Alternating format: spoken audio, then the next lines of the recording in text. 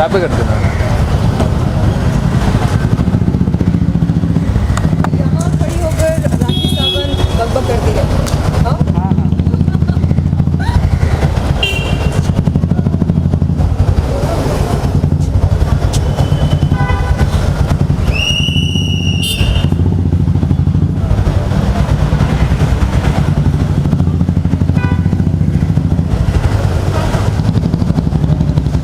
हाय। अरुण से बात हुई थी अभी। मुझे गर्मी हो रही है। हाय। हाय। हाय। कितने लगे?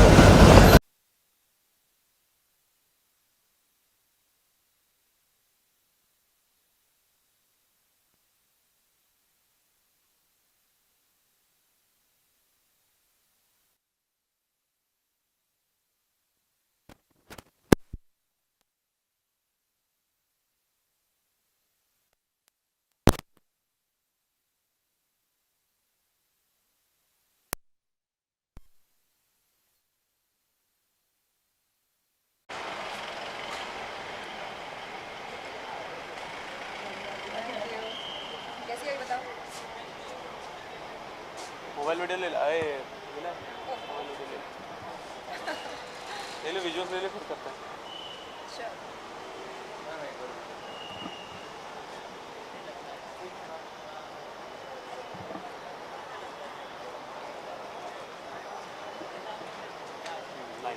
आज आप जिम ज्वाइन करने आई हैं, कुछ बताना चाहेंगी क्यों आपको यही जिम ज्वाइन करना है जिसमें राखी जी ऑलरेडी हैं? मेरे कुछ फ्रेंड्स जो यहाँ वर्कआउट करते हैं उन्होंने कहा कि ज़रा आओ चेकआउट करो, देखो हमारे पास क्या सुविधाएं हैं, क्या फैसिलिटीज़ हैं, क्या फ़ीचर्स हैं। मैंने कहा ठीक है, कोई बात नहीं। आपको पता था कि ये राखी जी भी यहीं पे जिम करती हैं? अच्छा, वो जिम करती हैं? हाँ जी। तो आपको नहीं लगता वो जिम राखी, करती है? राखी बताओ ना, जिम करती हो?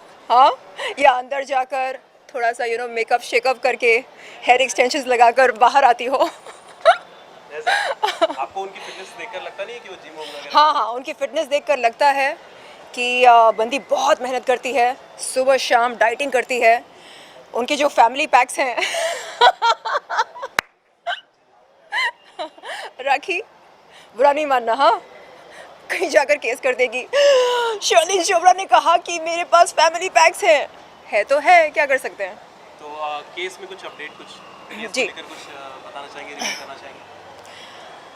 सबसे पहले मैं ये कहना चाहूँगी कि इस समय राखी सावंत और मैंने जो FIRs दर्ज कराए एक दूसरे के ख़िलाफ़, उन FIRs की तहकीकात हो रही है, जांच पड़ताल हो रही है।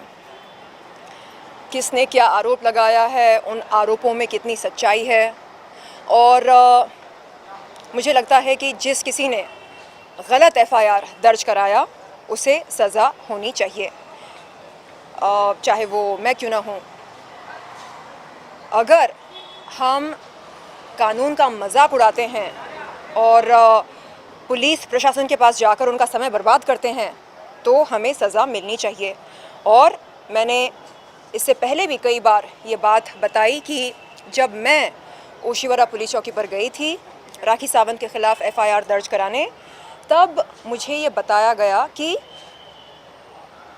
घटना स्थल अगर पुलिस प्रशासन के जुरिस्डिक्शन में नहीं आता है तो वो उस शिकायत को नामंजूर करते हैं।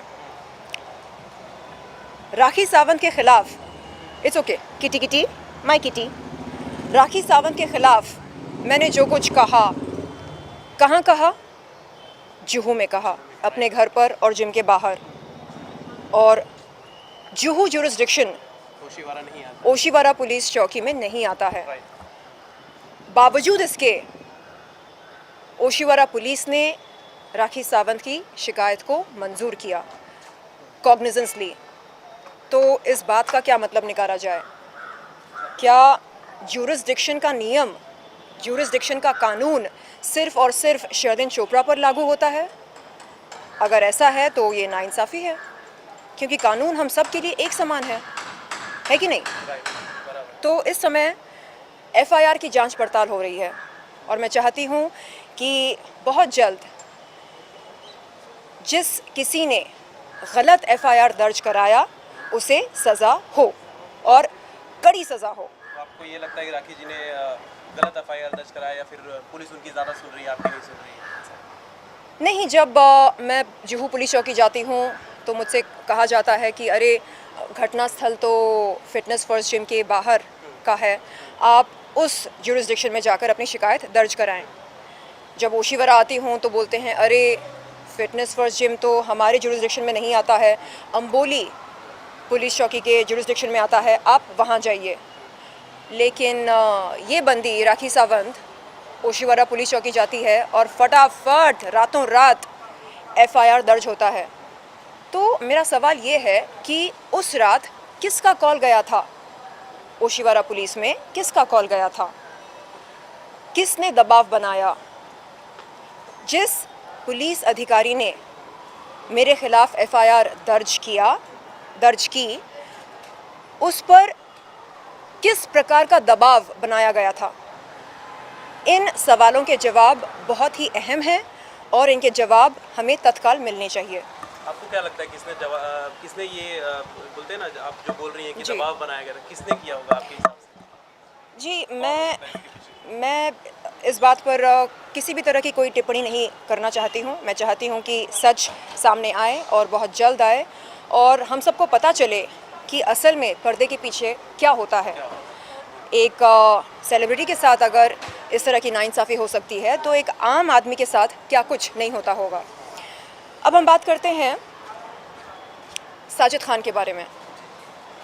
मेरी लड़ाई साजिद खान से है, मेरी लड़ाई राज कुंद्रा से है, मेरी लड़ाई कभी भी राखी सावंत से नहीं थी। वो आपने कई लेकिन ज़बरदस्ती वो मेरी लड़ाई यौन शोषण के ख़िलाफ़ और यौन शोषण करने वालों के ख़िलाफ़ में घुस गई।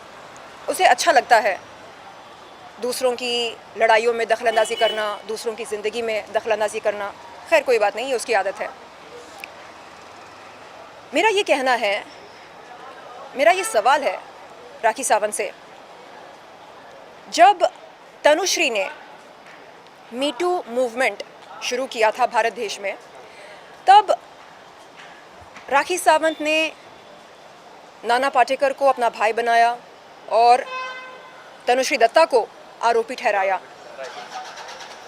उसने कहा अरे देखो तनुश्री दत्ता का हाल देखो, हाल बेहाल हो गया है उसका, फैल गई है अदरक की तरह, मोटी हो गई है, चर्सी कहीं की पता नहीं कहाँ कहाँ जाकर नशा करके आती है।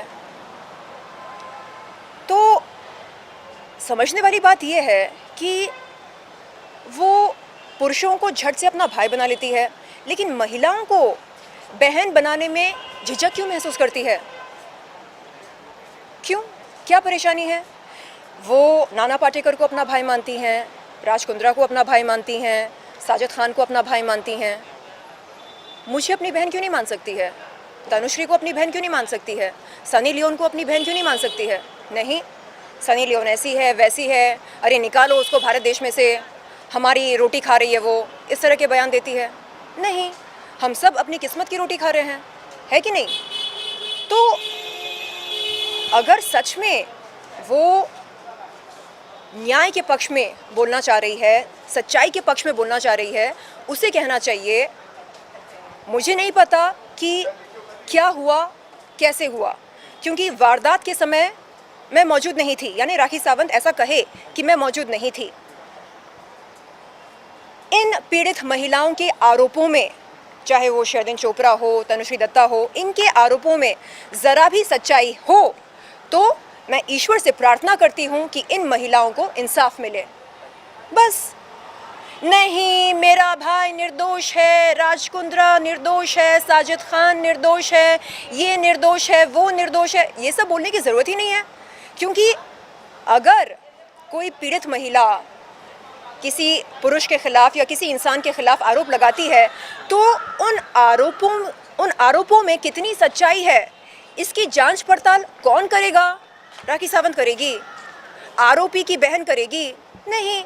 जांच पड़ताल, आरोपों की जांच पड़ताल करने की जिम्मेदारी पुलिस प्रशासन की है। हाँ, अगर वो नहीं कर पा रही है तो हम अदालत का रास्ता आजमा सकते हैं। ये नौटंकी, ये ड्रामा, इसकी कोई ज़रूरत नहीं है। हम पुलिस प्रशासन के पास गए थे इंसाफ मांगने, करेक्ट? तो बीच में राखी सावंत आ गई, नहीं नहीं नहीं नहीं, ऐसा नहीं हो सकता। क्यों नहीं हो सकता? अरे हमारा संवैधानिक हक है कि हम इंसाफ की गुहार लगाएं, न्याय की गुहार लगाएं। हमारा हक है, ये संवैधानिक हक है। फिर बोलती है, अरे इसने तो पॉर्न वीडियोस किए हैं, अरे इसने जिस्म की नुमाइश की है। आप बताइए, क्या हमारा संविधान उस महिला का बलात्कार करने की इजाज़त देता है जो अंग प्रदर्शन करती हो, जो बाजारू हो? नहीं। संविधान तो कहता है कि महिला जो कोई भी हो, पुलिस अफसर हो, वकील हो, इंजीनियर हो, डॉक्टर हो, काम वाली बाई क्यों ना हो, बाजारू औरत क्यों ना हो, पॉर्न स्टार क्यों ना हो, उसकी परमिशन के बगैर, उसकी इजाज़त के बगैर उसे कोई भी हाथ नहीं लगा सकता। ये कहता है हमारा संविधान। लेकिन नहीं, अरे जाकर देखो उसने क्या क्या काम किए हैं, कैसे काम किए हैं। अंग प्रदर्शन करना, वस्त्रहीन होना, रजामंद होना नहीं है। इस बात की समझ नहीं है उसको, या जानकर अनजान बन रही है वो। और केवल वो ही नहीं, उसकी वकील भी, फाल्गुनी ब्रह्मभट्ट। क्या फाल्गुनी ब्रह्मभट्ट को नहीं पता कि एडवोकेट्स एक्ट 1961 के तहत कोई भी वकील अपने विरोधी पार्टी के खिलाफ ना कोई गैर कानूनी काम या कार्य कर सकता है, ना आक्रामक भाषा का इस्तेमाल कर सकता है? क्या राखी सावंत की वकील को नहीं पता? फाल्गुनी ब्रह्मभट्ट ने मीडिया के सामने एक महिला वकील होते हुए एक महिला की इज्जत की धज्जियां उड़ाई। देखो देखो देखो देखो देखो, ये शर्लिन चोपड़ा के पॉर्न वीडियोस हैं, देखो देखो देखो देखो, वो वस्त्रहीन है। इसके अलावा और क्या बोलती है? वो बोलती है, इस देश में किसी पॉर्न स्टार या वो महिला जो अंग प्रदर्शन करती हो, ऐसी औरत का बलात्कार यदि हो तो वो अपमानजनक या आपत्तिजनक नहीं हो सकता है। क्या उन्होंने लॉ की पढ़ाई नहीं की? हाँ, क्या उन्होंने संविधान को पढ़ा है या नहीं पढ़ा है?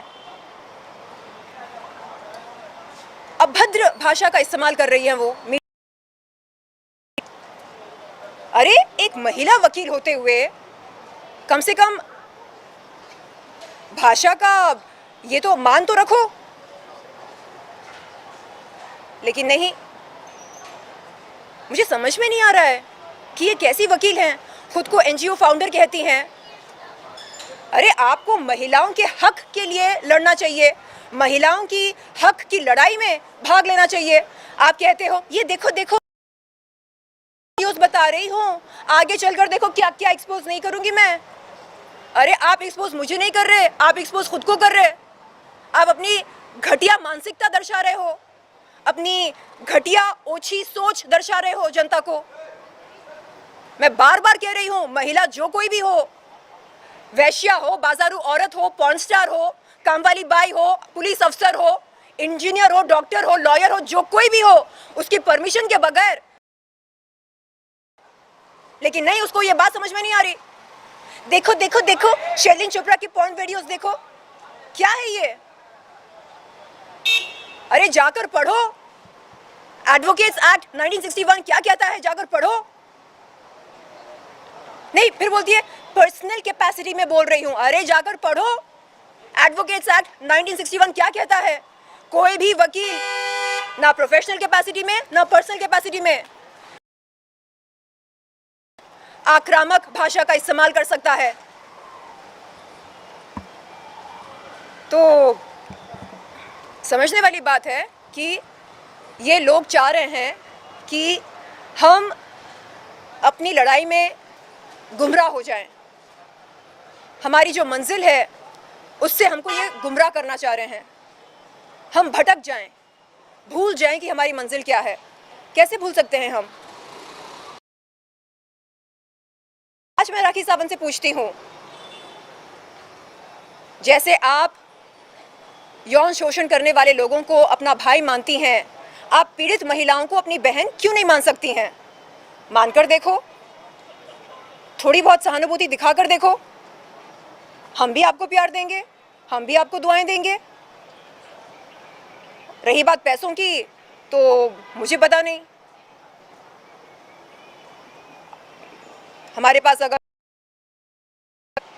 तो क्या पता आज आज ये जो लड़ाई हम लड़ रहे हैं, शायद